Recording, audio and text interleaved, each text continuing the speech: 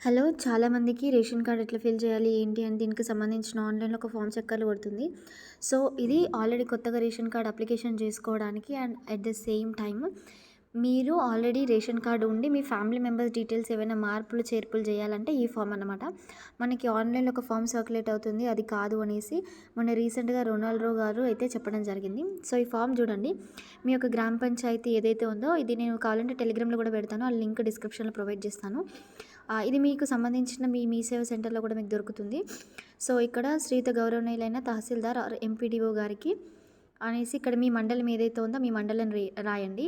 And విషయం దగ్గర కొత్త రేషన్ కార్డ్ అయితే కొత్త రేషన్ కార్డ్‌కి టిక్ ఎయండి. ఒకవేళ మీకు రేషన్ కార్డు ఆల్రెడీ మార్పుల కోసం అయితే మార్పులు చేసుకోవడానికైతే అది రాయండి. ఆర్య నేను అనగా అంటే మీ ఇంటికి పెద్ద ప్రెజెంట్ ఎవరైతే ఉన్నారో వాళ్ళు.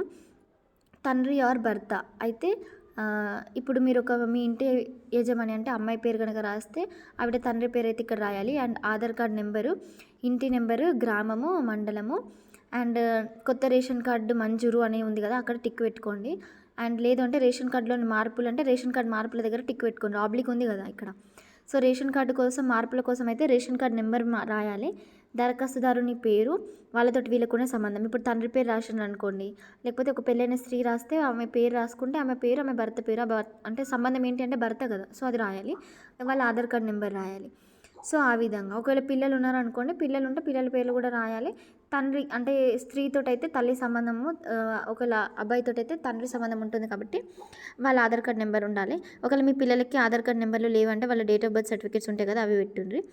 సో, పైన సమర్పించిన వివరాలు అన్ని వాస్తవమని ధృవీకరిస్తున్నాననేసి మీ పేరు, మీ భర్త పేరు, నివాసం, మొబైల్ నెంబర్ అయితే రాయాల్సి ఉంటుంది. సో, ఇది అండ్ దీనికి మీరేం అటాచ్ చేయాల్సిన అవసరం అయితే లేదు. ఇది గ్రామ పంచాయతీలో ఇచ్చేస్తే సరిపోతుంది. లేదు అంటే మీ సేవ దగ్గరికెళ్ళి మీరు ఆన్‌లైన్ అప్లికేషన్ చేసుకున్నా కూడా సరిపోతుంది. Thank you.